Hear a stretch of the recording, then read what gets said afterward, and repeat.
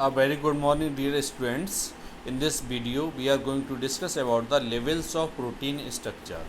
बच्चों, इस वीडियो में हम प्रोटीन के स्ट्रक्चर के लेवल्स के बारे में डिस्कस करेंगे। बच्चों, प्रोटीन के मेनली 4 लेवल्स हैं: primary structure, secondary structure, tertiary structure and quaternary structure.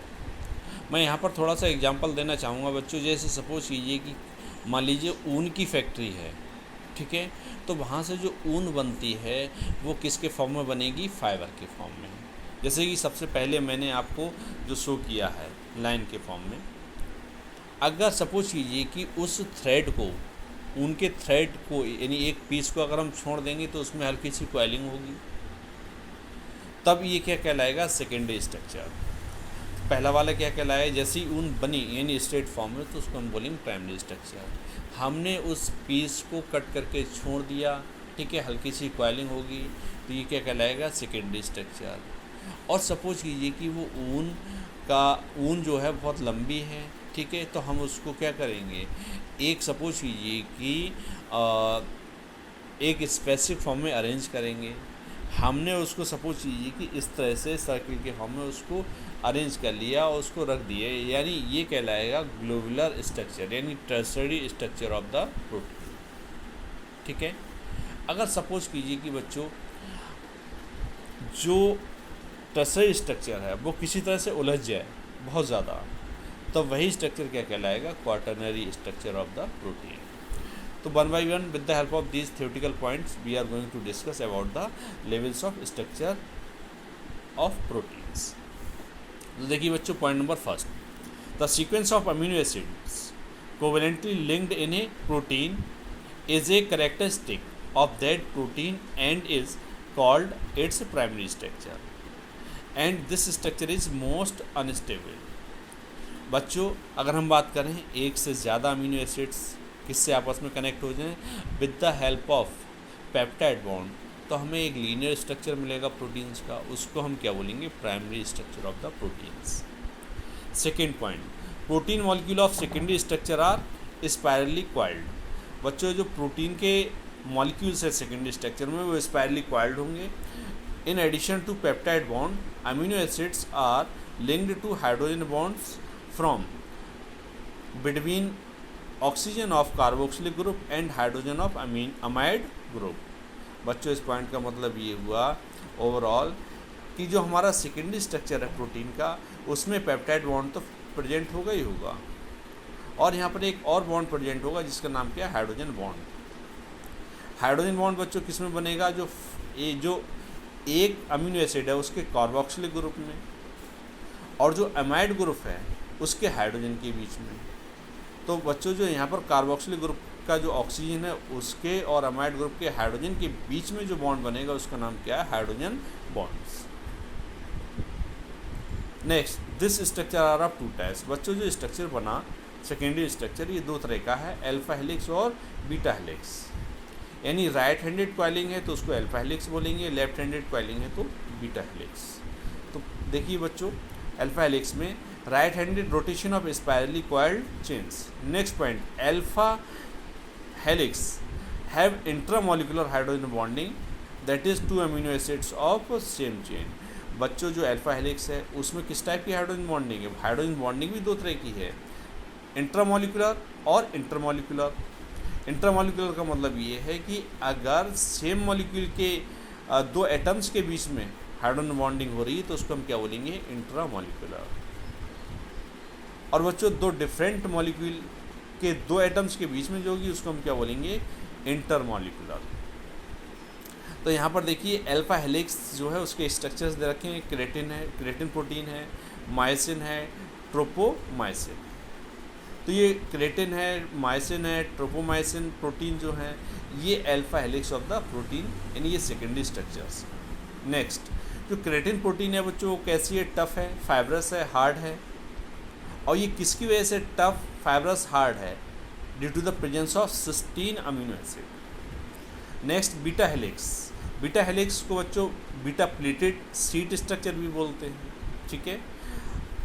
Point number first, protein molecules have zigzag structure. बच्चों, जो प्रोटीन के मॉलिक्यूल्स हैं उनका स्ट्रक्चर कैसा होगा? Zigzag. Next, 2 or more protein structures are held together by intermolecular hydrogen bonding। बच्चों जो beta helix है उसमें इंटरमोलिकुलर हाइड्रोजन बॉन्डिंग होगी, यानी हम कहेंगे कि दो जो पॉलीपेप्टाइड चेन है उनके बीच में जो बॉन्ड बनेगा हाइड्रोजन बॉन्ड, उसको हम क्या बोलेंगे, इंटरमोलिकुलर। एग्जांपल फाइब्रोइन, यानी सेल के अंदर जो प्रोटीन होती है। Next, secondary structure of proteins are fibrous and insoluble in water. तो बच्चों ये सेकेंडरी स्ट्रक्चर है, ये वाटर में कैसा है, insoluble. Next, about the tertiary structure. तो proteins of tertiary structure are highly folded to give a globular appearance. बच्चों इसकी से किस तरह की होगी, जैसे सपोज कीजिए कि ऊन की शॉप में ऊन का जो सपोज कीजिए हम उसको क्या कहें, गुल्ला कहें, या सपोज कीजिए जिस फॉर्म में वो रखी हुई है उसको हम क्या बोलेंगे, globular structure. They are highly soluble in water. बच्चों ये टर्सरी स्ट्रक्चर कैसा है, वाटर में हाईली सॉल्युबल है। टर्सरी स्ट्रक्चर ऑफ प्रोटीन्स है पेप्टाइड बॉन्ड्स। बच्चों जो टर्सरी स्ट्रक्चर है प्रोटीन्स का उसमें कौन कौन से बॉन्ड्स प्रेजेंट होंगे, peptide bond, hydrogen bond, disulphide bonds and hydrophobic bonds. One more bond also present, that is known as ionic bond. Next, quaternary structure of protein. In quaternary structure, 2 or more polypeptide chains of tertiary structures unite by different types of bonds। बच्चों quaternary structure में 2 या 2 से ज़्यादा polypeptide chain आपस में arrange हो जाएंगी, उसी को हम क्या बोलेंगे, quaternary structure. Quaternary structure of proteins is most stable structure of the proteins. बच्चों जो यहाँ पर हमने चारों स्ट्रक्चर डिस्कस किए उसमें सबसे ज़्यादा स्टेबल कौन सा है, quaternary structure. Last point, the property of amino acids depend upon their alkyl group. बच्चों जो अमीनो एसिड्स होते हैं उसकी प्रॉपर्टी किस पर डिपेंड करेगी, एल्काइल ग्रुप पर। Alkyl group means R1, R2, R3 and so on. Their polarity यानी उसकी पोलैरिटी पर, tendency to interact with the water at biological pH, और किस पर कि जो बायोलॉजिकल पीएच पर वो कितना इंटरेक्ट कर रहे हैं। The polarity of alkyl group varies from non polar and hydrophobic यानी वाटर इनसॉल्युबल। बच्चों इस पॉइंट को मैं दोबारा आपको डिस्कस कर रहा हूँ कि जो अमीनो एसिड्स की प्रॉपर्टी किस किस पर डिपेंड करेंगी, यानी जो अमीनो एसिड्स में एल्काइल ग्रुप है उस पर, अमीनो एसिड्स की पोलैरिटी पर, और अमीनो एसिड्स बायोलॉजिकल पीएच का मतलब क्या है कि नियरली pH 7 पर वो किस तरह से इंटरेक्ट कर रहा है अमीनो एसिड उस पर।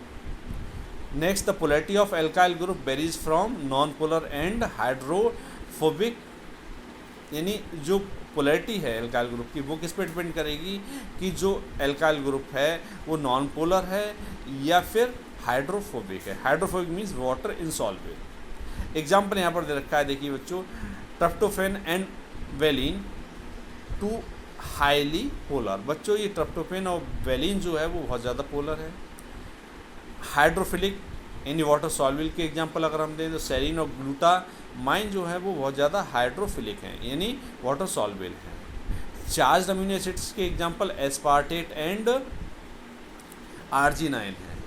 बच्चों तो इस levels of the protein structure एक बार फिर से मैं रिव्यू आपको कराना चाहूँगा। जो प्राइमरी स्ट्रक्चर है उसमें सिर्फ एक ही टाइप का बॉन्ड है जिसका नाम क्या है, पेप्टाइड बॉन्ड, और उसका स्ट्रक्चर कैसा होगा, लीनियर। सेकेंडरी स्ट्रक्चर उसमें रोटेशन होगा, either clockwise either anti clockwise, ठीक है। उसमें 2 तरह के बॉन्ड्स होंगे, peptide bond and hydrogen bonds.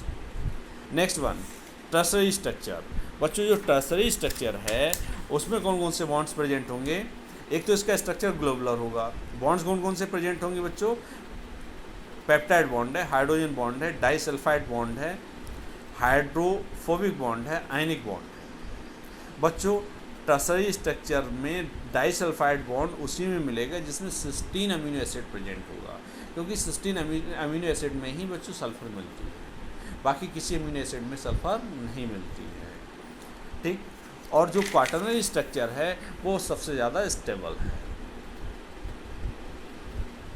Thank you students.